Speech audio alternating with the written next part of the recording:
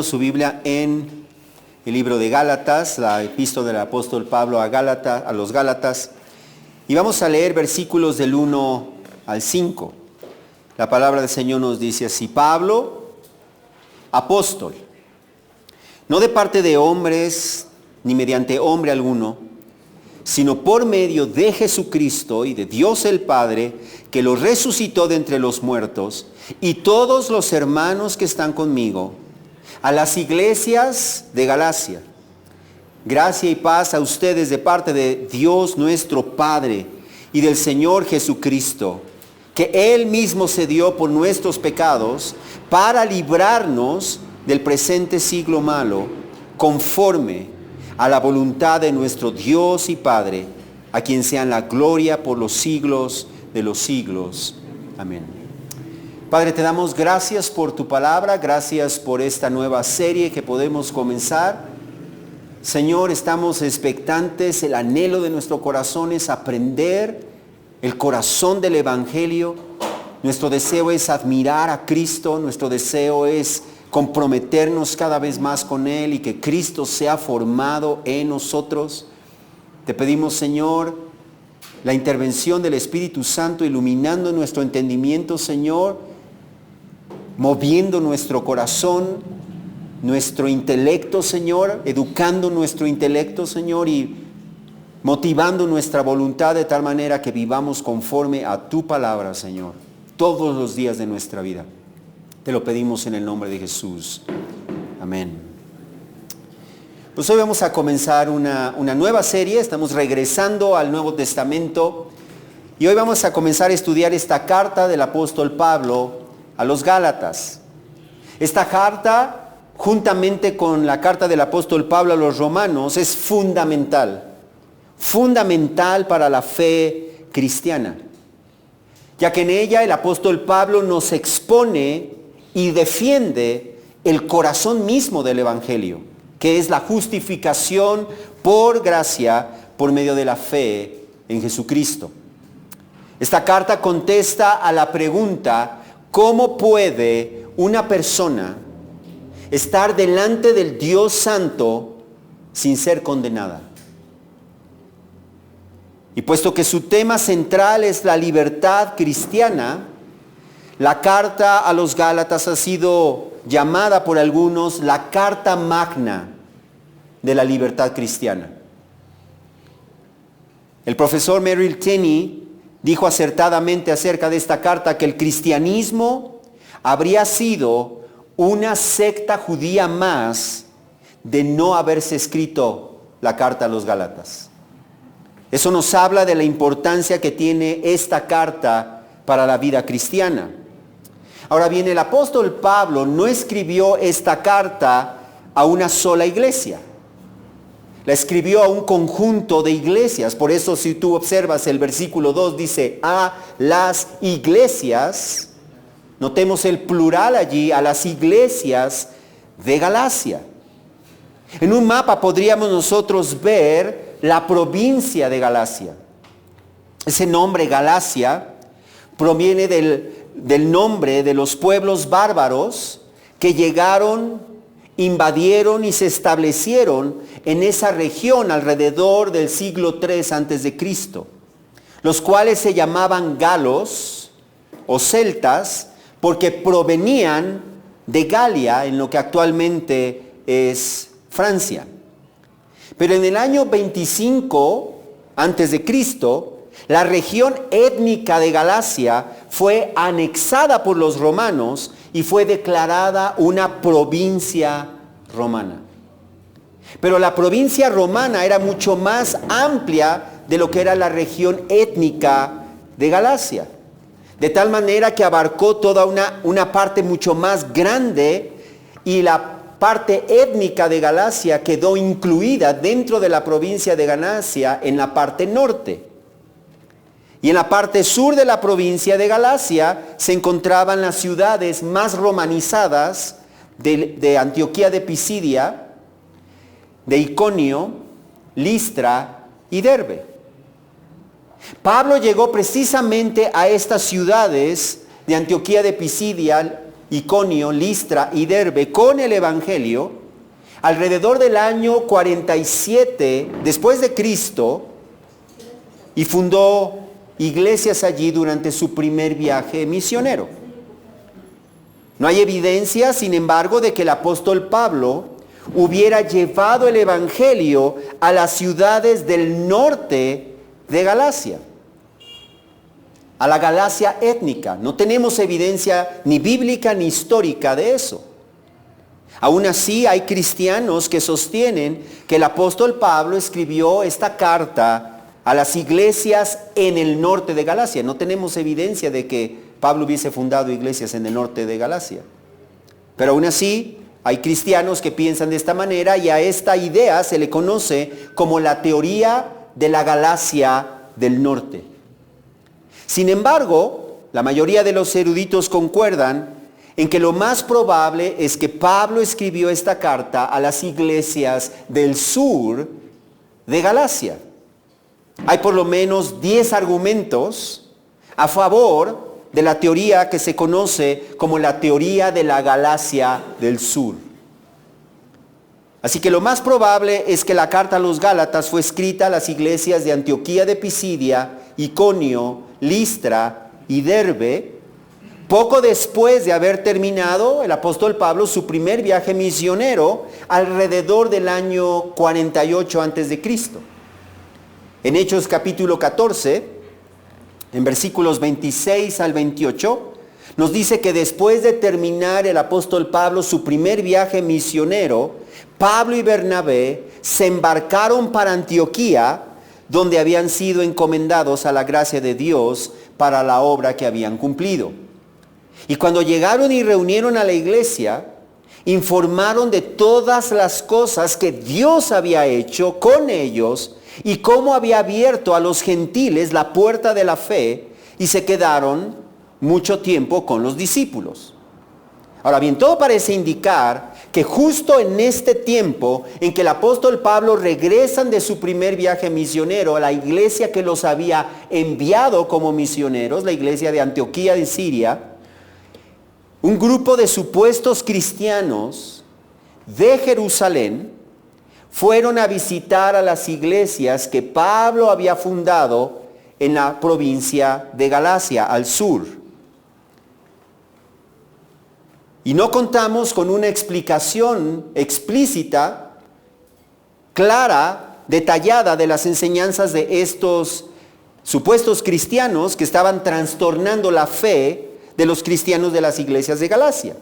Pero podemos nosotros inferir, como si viéramos en un espejo, a través de lo que el apóstol Pablo escribe en su carta, cuáles eran los errores doctrinales que ellos estaban proclamando. Todo parece indicar que estos cristianos, entre comillas, afirmaban haber sido enviados por los 12 apóstoles de Jesucristo que estaban en la iglesia en Jerusalén. De tal manera que ellos afirmaban la enseñanza que ellos llevaban contaba con la aprobación de los 12 apóstoles originales que Cristo mismo escogió, porque ellos los habían enviado. Eso argumentaban ellos. Al parecer también afirmaban que Pablo no era un apóstol auténtico como los 12 apóstoles que Cristo mismo había escogido, y que su mensaje no era el mismo que el de los apóstoles que anduvieron con Jesús durante su ministerio terrenal. Porque Pablo no les enseñaba que ellos debían circuncidarse y guardar la ley de Moisés para ser salvos. Podemos imaginar nosotros entonces a los cristianos en las iglesias de Galacia, al escuchar a estos hermanos que aparentemente, al menos en lo que ellos afirman, trae la credencial de haber sido enviados por los 12 apóstoles, contradiciendo lo que el apóstol Pablo les había enseñado, y podemos imaginarlos a ellos confundidos. Y es por eso que cuando Pablo se entera de lo que estaba sucediendo en las iglesias de Galacia, él les escribe esta carta, con la finalidad de reprenderlos y también advertirles que creer un evangelio distinto al que Cristo y sus apóstoles nos han anunciado en el Nuevo Testamento solamente conduce a un fin, y esa es la condenación eterna. no existen muchos evangelios. No existen diferentes versiones del evangelio. Solamente existe un solo evangelio. Y este evangelio es el único que es el poder de Dios para la salvación de todo aquel que cree. De tal manera que si alguien cree en un evangelio diferente, no es un cristiano. Sigue estando en sus pecados y sigue estando bajo la condenación y bajo la ira de Dios. De ahí entonces que podemos entender la importancia de que nosotros entendamos el mensaje de esta carta. La importancia de que nosotros estemos fundados y que hayamos creído y permanezcamos creyendo el único evangelio que existe. Y hoy vamos a comenzar entonces analizando en esta introducción de la carta la autoridad apostólica del apóstol Pablo. Veremos entonces su autoridad apostólica, número 1. En segundo lugar, veremos el origen de esta autoridad. Y en tercer lugar, el propósito de esta autoridad. Su autoridad, el origen de esa autoridad y el propósito de esa autoridad.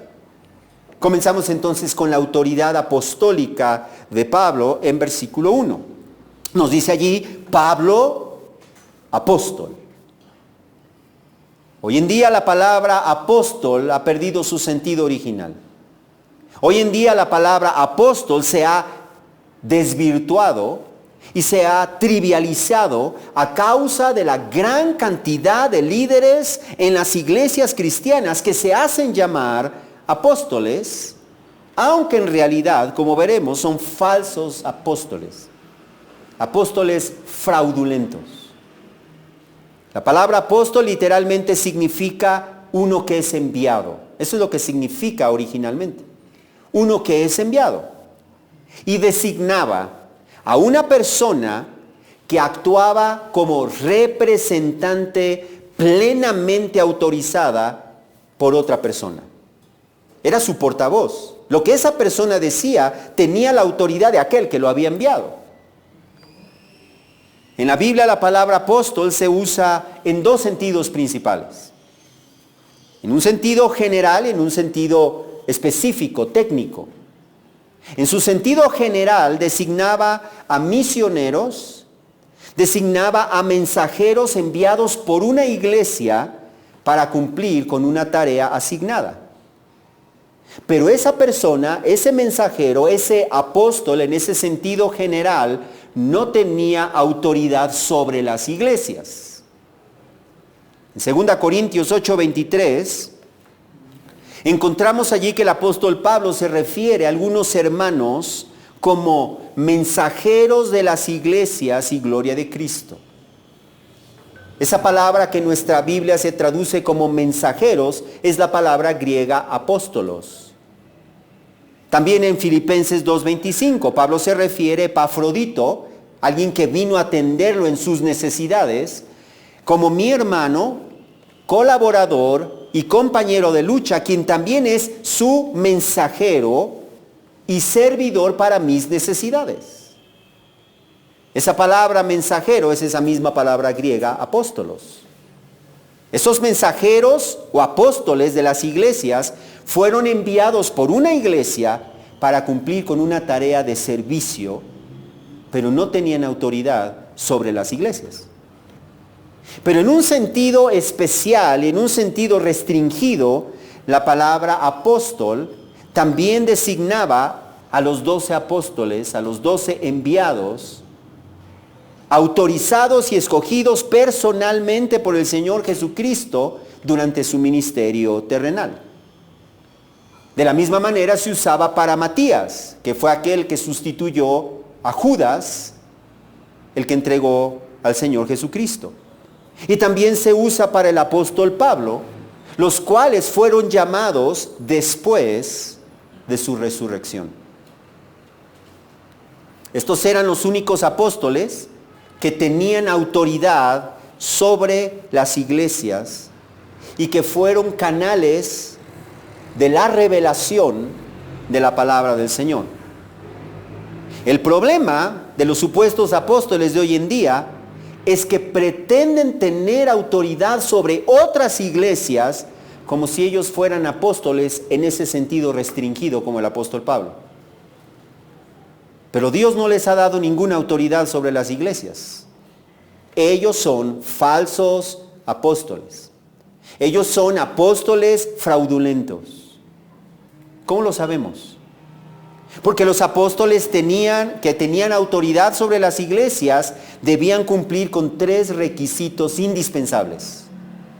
3 requisitos indispensables de un apóstol que no cumple ninguno de los que dicen hoy en día de apóstoles.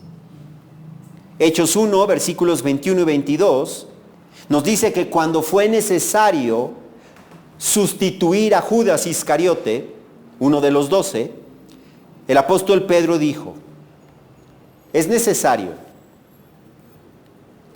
que de los hombres que nos han acompañado todo el tiempo que el Señor Jesús vivió entre nosotros, comenzando desde el bautismo de Juan, hasta el día en que de entre nosotros Jesús fue recibido arriba en el cielo, uno se ha constituido testigo con nosotros de la resurrección. Notemos en este pasaje que para que alguien pudiera ser un apóstol, tenía que haber andado con Jesús. ¿Por qué? ¿Por qué tenía que haber andado con Jesús?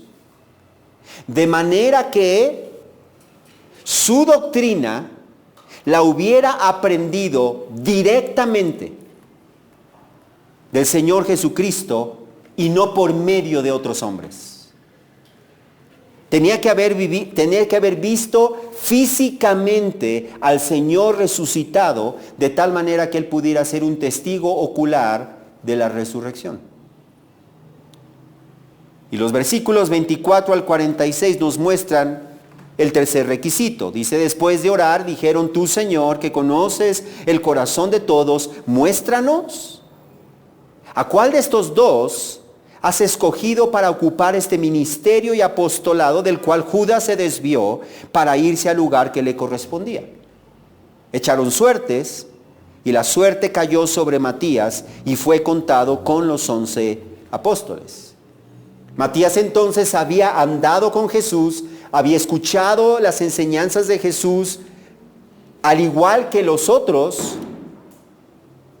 Él había sido un testigo de la resurrección, había visto al Señor Jesús resucitado físicamente. Y no fue escogido por los apóstoles y dijeron: pues vamos a votar a ver quién vota a la mayoría, que al cabo somos 11, tiene que haber mayoría. Sino que una vez que ellos vieron cuál de ellos cumplía con esos requisitos, oraron al Señor y dijeron: ¿cuál de estos 2 tú has escogido para que cumpla el rol de este ministerio y este apostolado que Judas dejó vacante a causa de su traición? Era un falso apóstol. Así que entonces eso nos demuestra que no podía ser escogido u ordenado por otros hombres, tenía que ser escogido directamente por el Señor, tal como lo fueron los otros 11. Y había una demostración externa. Había una demostración externa y visible de los apóstoles auténticos. Porque una cosa es decir: Dios me llamó como apóstol, y otra cosa es que en verdad le haya llamado como apóstol. ¿Cómo podían saber que efectivamente el apóstol era un apóstol auténtico? El apóstol Pablo mismo en su segunda carta a los Corintios, en el capítulo 12, versículo 12, él les dice esto a los cristianos de la iglesia en Corinto. Les dice: entre ustedes se operaron las señales de un verdadero apóstol con toda perseverancia, por medio de señales, prodigios y milagros. Así que entonces, una evidencia de un verdadero apóstol es que hacía con perseverancia señales, milagros y prodigios innegables, extraordinarios, sobrenaturales, evidentes a los ojos de aquellos que los veían. Si nosotros consideramos estos requisitos, entonces podemos estar seguros de que los supuestos apóstoles de hoy en día no cumplen con esos 3 requisitos. ¿No han visto? ¿No anduvieron con Jesús? ¿No fueron testigos del Cristo resucitado en persona? ¿No son capaces de hacer milagros, señales y prodigios con perseverancia, más que falsos milagros, manipulaciones? Así que entonces podemos concluir que son apóstoles fraudulentos. Apóstoles fraudulentos con la intención de tener autoridad sobre otras iglesias. Y muchos de ellos con el propósito de tener un beneficio económico de ellas. Pero el apóstol Pablo no era así. ¿Cuál era el origen del apostolado del apóstol Pablo? Observa lo que nos dice enseguida en la segunda parte del versículo 1. Pablo cumplió con los requisitos y evidencias de un auténtico apóstol de Jesucristo, como él nos va a explicar más adelante en esta carta. Y es por eso que en versículo 1 añade que él era apóstol no de parte de hombres, ni mediante hombre alguno. Él mismo nos va a demostrar más adelante y dedica una gran extensión de su carta a los Gálatas a demostrar, y por eso no vamos a entrar ahorita en esos detalles, pero a demostrar que él es un auténtico apóstol de Jesucristo. Él no fue nombrado por hombres. Él no fue ordenado o comisionado por los apóstoles en Jerusalén o por ninguna otra autoridad humana, a diferencia de todos los supuestos apóstoles fraudulentos de hoy en día que fueron nombrados por medio de hombres. El apóstol Pablo no fue así. Todos los líderes de la iglesia después de los apóstoles, aunque somos llamados por el Señor, somos ordenados por medio de hombres. Pero Pablo no. Era un apóstol, dice él, no de parte de hombres, ni por medio de hombre alguno. Entonces, ¿de dónde provenía su autoridad? Observa la tercera parte del versículo 1. Él añade, sino por medio de Jesucristo y de Dios el Padre, que lo resucitó de entre los muertos. En otras palabras, fue Jesucristo mismo, en persona, directamente, el que lo designó como su apóstol y le enseñó la doctrina que el apóstol Pablo predicaba. Él no la recibió de los apóstoles, él no la recibió de Ananías, él la recibió directamente del Señor Jesucristo, de la misma manera que los otros apóstoles. Y por eso él podía afirmar y defender que era un apóstol de Jesucristo. Pero no solo por medio de Jesucristo, dice allí, sino también por medio de Dios el Padre, que lo resucitó de entre los muertos. Y nosotros podríamos preguntarnos por qué, sobre todo después de leer la extensa defensa que el apóstol Pablo hace de su apostolado, podríamos preguntarnos, bueno, ¿cuál es el asunto aquí? ¿Por qué Pablo defendía tanto que era un apóstol de Jesucristo? No era porque ese título representaba autoridad, o estatus, o privilegios sobre las iglesias, o beneficios económicos, a diferencia de los falsos apóstoles de hoy en día que buscan precisamente estas cosas. No era por eso. Entonces, ¿por qué? Pablo defendía su autoridad apostólica, fíjate bien, porque lo que estaba en juego no era su autoridad. Lo que estaba en juego era la verdad del Evangelio. Eso es lo que estaba en juego. La verdad del Evangelio que Dios le había revelado a la iglesia por medio de él y de los demás apóstoles. Eso es lo que estaba en juego. No olvidemos que un apóstol era un portavoz oficial y autorizado que hablaba de parte de Dios y que revelaba de manera infalible, directa, la palabra de Dios. Eso era un apóstol. Por lo tanto, eso significaba que las enseñanzas de un apóstol no eran sus enseñanzas, sus opiniones o sus consejos personales. Eso es lo que significaba ser un apóstol. Significaba que sus enseñanzas eran las palabras mismas de Dios. Eran las enseñanzas autoritativas de Dios. Por lo tanto, si Pablo no era un apóstol auténtico, fíjate bien, sus enseñanzas carecían de autoridad. Y en el Nuevo Testamento nosotros tenemos 13 cartas. Eso significaría que esas 13 cartas son meros consejos de hombres. Son las ideas religiosas de un siervo de Dios, pero no podríamos tener la seguridad de que son las palabras mismas de Dios, inerrantes, infalibles y autoritativas.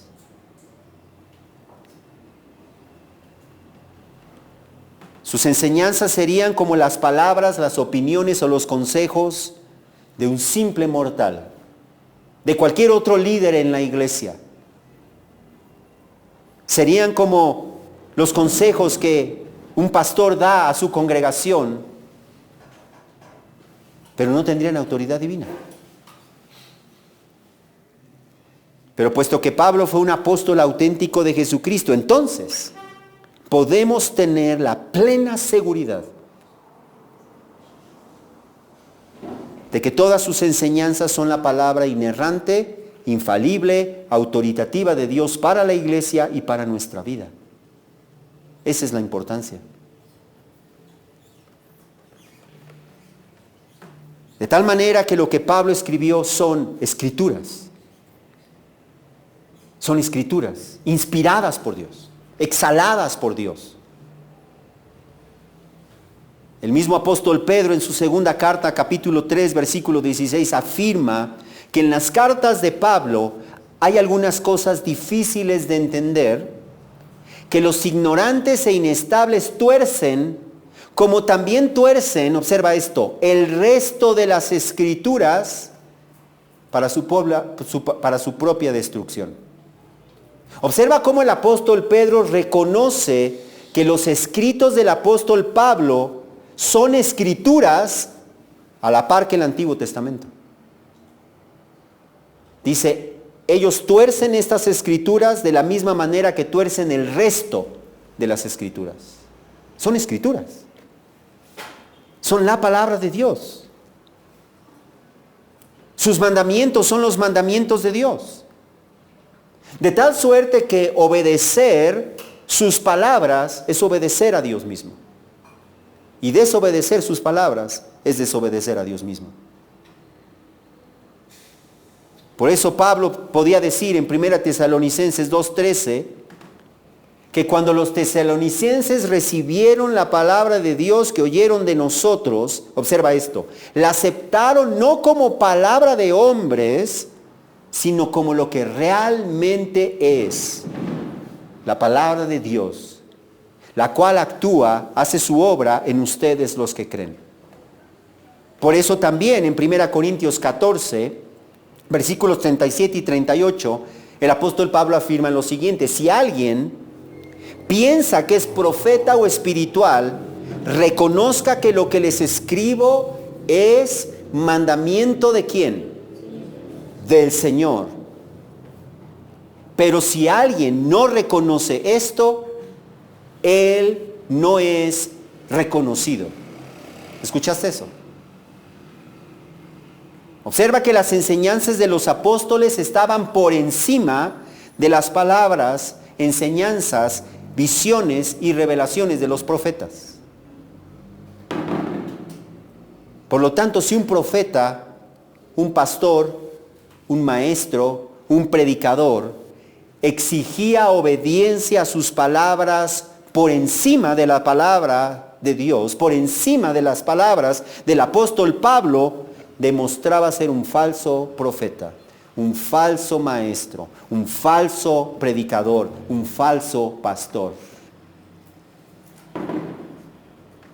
Y esta es una fuerte advertencia para la iglesia de hoy en día, que busca y que pone las palabras y las, entre comillas, revelaciones de supuestos profetas por encima de la palabra de Dios. Ellos buscan más las palabras de un profeta, entre comillas, que las palabras de Dios escritas.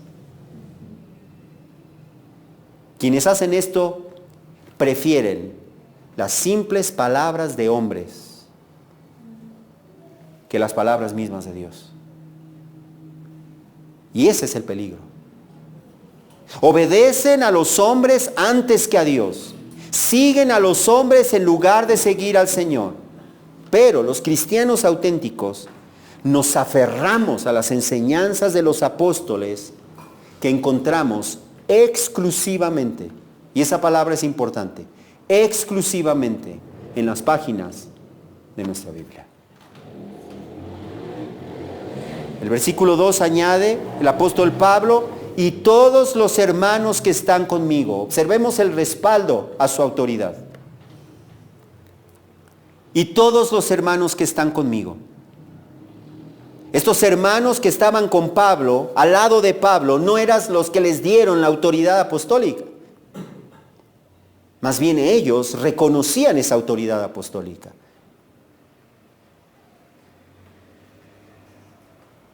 Ellos reconocían las enseñanzas apostólicas del apóstol Pablo porque ellos habían visto las señales de un verdadero apóstol obrando a través del apóstol Pablo.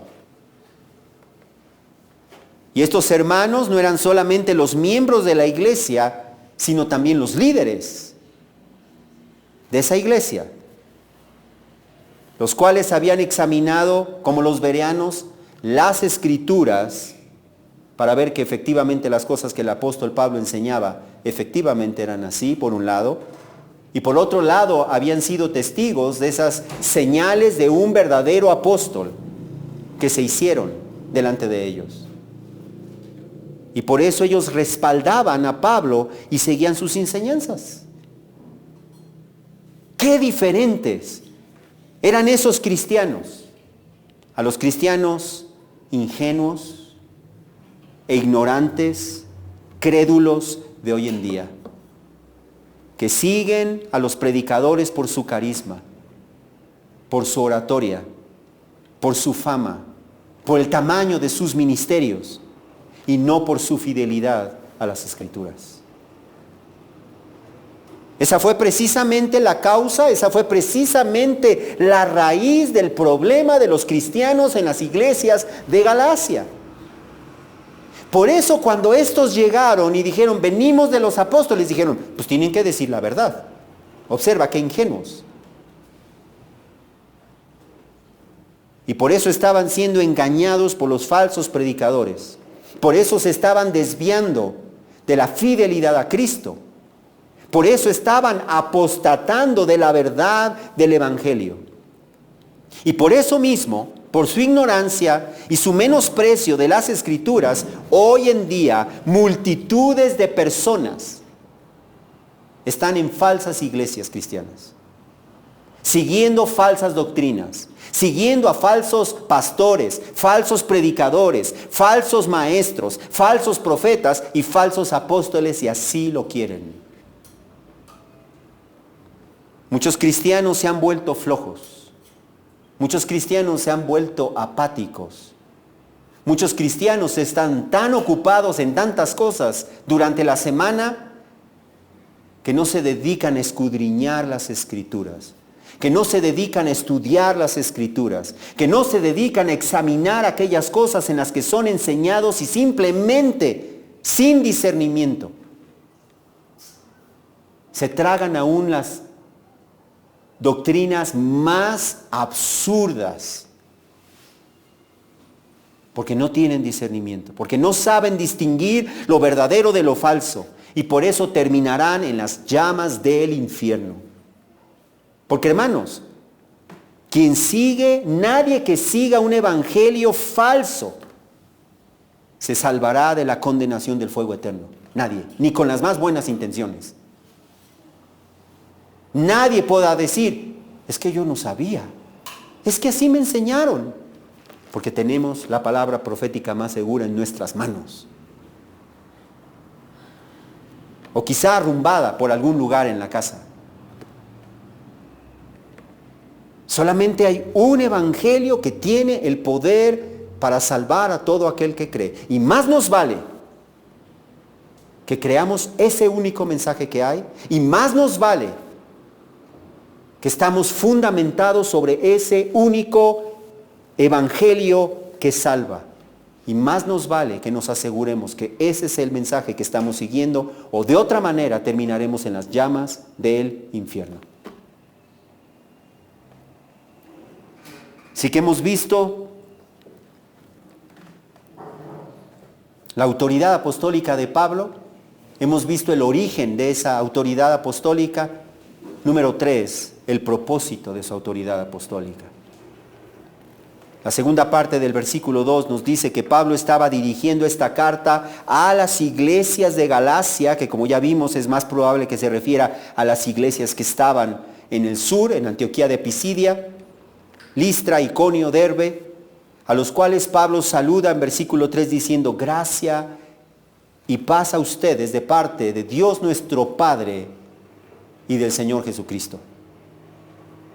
Notemos ahí dos características que son esenciales del Evangelio: gracia y paz.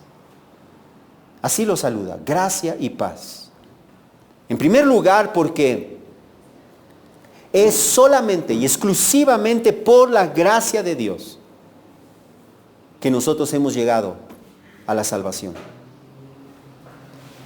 Es exclusivamente, fíjate bien, como un favor inmerecido que Dios nos concede en Cristo, que nosotros podemos pasar de ser enemigos de Dios, que viven bajo la condenación y bajo la ira de Dios, a estar en paz con Dios. Es por su gracia. Eso significa que no es porque nosotros hicimos algo o hacemos algo, o es porque Dios vio que éramos buenas personas, o es porque Él vio que nosotros íbamos a creer. Es por su gracia que Él nos escogió, sin merecerlo, sin haber visto nada en nosotros, porque éramos masa podrida igual que todo el resto de los demás. Pero Él le plació, como un favor inmerecido, escogernos para salvación. Hermanos, eso es suficiente para que nosotros viviéramos el resto de nuestra vida agradecidos, adorándole con gozo en nuestro corazón, porque Él nos escogió. Así que si alguien te pregunta: ¿y por qué te escogió? Yo no sé por qué me escogió. Yo no entiendo por qué me escogió. Porque lo justo hubiese sido que no lo hiciera. Pero Él me mostró su gracia, escogiéndome para salvación. Eso es incomprensible. Y Él me escogió por su gracia, a fin de que, habiéndome traído a la fe en Cristo, hoy en día no tengamos más enemistad con Dios. De que ahora, como dice el apóstol Pablo en su carta a los Romanos, tenemos paz para con Dios por medio de nuestro Señor Jesucristo. Ya no hay condenación. Eso significa estar en paz con Dios. Ya no hay condenación. Ya no somos enemigos de Dios como antes éramos enemigos de Dios. Ya no estamos bajo la ira de Dios. Ya no estamos bajo la condenación de Dios. Hemos pasado de muerte a vida. Hemos pasado de la oscuridad a la luz. Hemos pasado del reino de las tinieblas al reino de su Hijo amado. Y de inmediato nos dice en el versículo 4 cuál es el único medio por el cual podemos recibir esta gracia para pasar de la muerte eterna a la vida eterna, de la condenación a la salvación. Observa ahí Él, hablando de Cristo, Él mismo se dio por nuestros pecados. Él mismo se dio por nuestros pecados, para librarnos de este presente siglo malo conforme a la voluntad de nuestro Dios y Padre. Él se dio a sí mismo. Nadie le obligó. Cristo no estaba obligado a darse por nosotros. Él pudo haber permanecido sentado en su trono en los cielos, dejándonos condenarnos eternamente en el infierno, porque los pecados son nuestros y los culpables somos nosotros. Y Él hubiera sido totalmente justo al hacer eso. La salvación no es un asunto de justicia. Jamás digamos, es que no es justo. Jamás digamos eso, porque lo justo es que no hubiera movido ni un dedo. Eso es lo justo. Nosotros quebrantamos la ley. Nosotros, por lo tanto, somos culpables. Nosotros, por lo tanto, lo justo es que recibamos la condenación que merecemos y que dicta la ley. Pero Él decidió mostrarnos misericordia. No se la debe a nadie. No es de que, híjole, pues ¿por qué a unos y no a otros? Eso no es justo. Lo justo es que nadie. Pero Él decidió mostrar misericordia, salvando de entre todos a quienes Él quiso salvar, por medio de Jesucristo. Él se dio a sí mismo por nuestros pecados, sin que tuviera que hacerlo, para mostrarnos la extraordinaria grandeza de su gracia, de su poder y de su amor para con nosotros que éramos sus enemigos. Él decidió entregarse por nosotros para recibir sobre sí mismo la condenación y el castigo que cada uno de nosotros merecemos. Y lo hizo, dice allí, fíjate bien, ¿para qué? Lo hizo para librarnos de este presente siglo malo, conforme a la voluntad de nuestro Dios y Padre. Observa que Él nos salvó con un fin. Él nos salvó, dice allí, no para que sigamos viviendo como antes vivíamos. No. No para que sigamos viviendo como ahora vivimos. No. No para que sigamos viviendo en los deseos de nuestra carne. No. Sino para librarnos de este presente siglo malo. Así que la salvación que el Señor nos da no es solamente la salvación del infierno, sino la salvación del dominio del pecado, de modo que los cristianos, de modo que las personas a quienes Cristo salva, los hace libres del dominio del pecado. No hay un solo cristiano, no hay una sola persona a la que Dios salve y que la haga cristiana, que pueda seguir viviendo de la misma manera que vivía antes.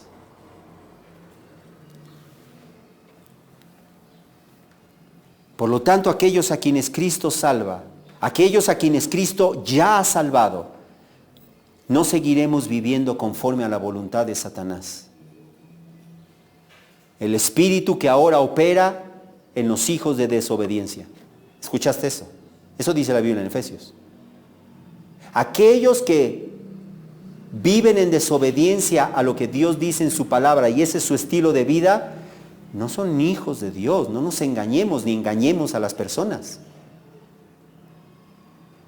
Dice allí que Satanás es el espíritu que opera en todos los hijos de desobediencia.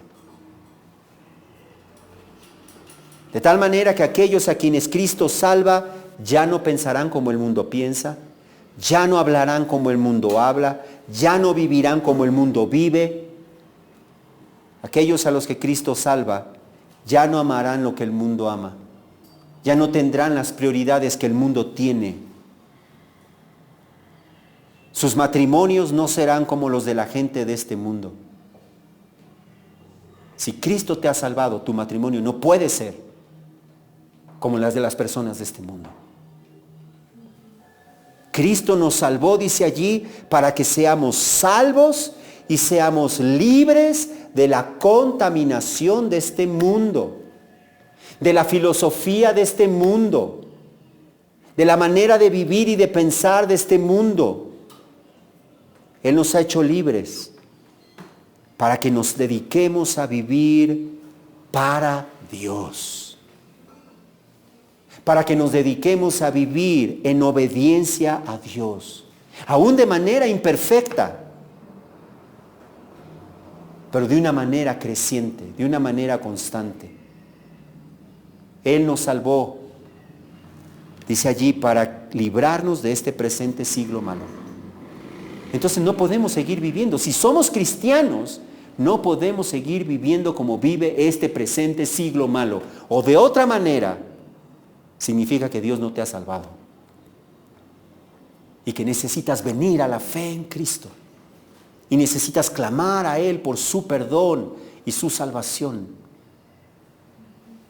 Pero si tú has creído en Cristo, en tu corazón, fíjate bien, en tu corazón habrá un anhelo por vivir como Dios manda. Y no vas a estar conforme, y no vas a estar deleitándote en lo que el mundo se deleita o como vivías antes. Al contrario, te vas a sentir mal cuando vives de esa manera. Y eso te va a traer a arrepentimiento y a confesar tu pecado delante de Dios, sabiendo que Él es justo y fiel para perdonar nuestros pecados y limpiarnos de toda maldad. Y cuantas veces tú tropieces, cuantas veces tú te levantas y tú confiesas tu pecado, y tú todos los días le dices a Dios: Dios, ya no quiero ser así como soy. Cámbiame. Hazme un mejor hijo. Hazme un mejor padre. Hazme un mejor hermano. Hazme un mejor esposo. Quiero vivir como tú dices. Y porque Cristo ha hecho eso en nosotros, hermanos. Porque Cristo ha hecho eso en nosotros y sigue obrando en nosotros su perfecta voluntad, moldeándonos a la imagen de Cristo cada vez más. Por eso estamos agradecidos con Él. Por eso le adoramos.